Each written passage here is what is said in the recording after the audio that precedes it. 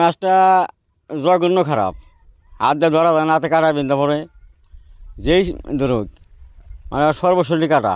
পদ্মা, যমুনা, কালীগঙ্গা, ঢলেশ্বরী সহ অসংখ্য নদ নদী ও খালবিল রয়েছে নদীবেষ্টিত জেলা মানিকগঞ্জে। তবে এরই মধ্যে অনেক নদী নাব্যতা সংকটে বিলুপ্তির পথেও, ফলে হারিয়ে যেতে বসেছে দেশীয় প্রজাতির নানা মাছ। তবে বর্তমানে ঢাকার বুড়িগঙ্গার সাকার ফিশ দাপিয়ে বেড়াচ্ছে পার্শ্ববর্তী জেলা মানিকগঞ্জের কালীগঙ্গা ও ঢলেশ্বরী সহ অন্যান্য নদ নদীতে। জেলেদের জালে ঝাঁকে ঝাঁকে উঠছে এই রাক্ষুসে মাছ। এতে হুমকিতে রয়েছে দেশীয় প্রজাতির নানা মাছ, যা নিয়ে দুশ্চিন্তায় মৎস্য শিকারী ও সচেতন মহল। স্যান্ডেলিনা সো, রূপচর্চায় আভিজাত্য। দেশীয় প্রজাতির মাছ এগুলা শেষ হয়ে যাইতেছে এই সাকার ফিশ আসার কারণে। খাওয়া যায় না, এই মাছ হলো বিষাক্তরা মাছ। এই মাছগুলা তো খাওয়া যায় না, কেউ খাইও পারবো না, আর এগুলা কোনো কিছু তো খায়ও না। আর যা হয়তো এই মাছের পোনা পানি সবগুলা খায় বলায়।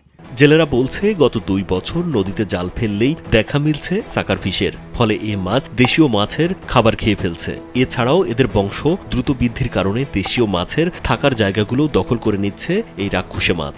মাছটা জঘন্য খারাপ, হাত দিয়ে ধরা যায় না, হাতে কাটা বিন্ধা পড়ে, যেই ধরুক মানে সর্বশরীর কাটা। বর্তমানে এই শাখার যদি যেভাবে উৎপাদন করা ধরছে, এইভাবে যদি থাকে মানুষ আর টিকতে পারবো না,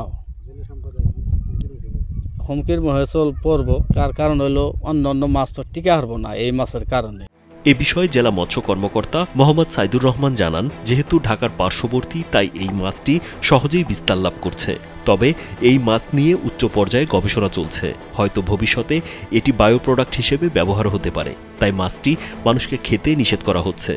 খাওয়ার ব্যাপারে এখনো ওই ধরনের আমরা করি নাই, তবে এটা দিয়ে বাই প্রোডাক্ট, ফিশ মিল বা অন্য প্রোডাক্ট তৈরি, এটা আসলে রিসার্চাররা গবেষণা করতেছেন। আমরা চাচ্ছি আর মানুষের ভিতরে সচেতন, আমরা যে কোনো ট্রেনিং প্রোগ্রামে অ্যাওয়ারনেস করতেছি যে এটা যেন নদীতে না আসছে। অ্যাকুয়ারিয়ামে রাখতে চাই, কিন্তু এটা যদি আমরা ইউজ করি, অ্যাকুয়ারিয়ামে ইউজ করবো, কিন্তু এটা যে আমরা ওপেন ওয়াটারে যেন এটা না আসে। রাক্ষুসে ও বিষাক্ত এসব মাছ নিধনে পদক্ষেপ নেবে সরকার, এমন প্রত্যাশা সবার।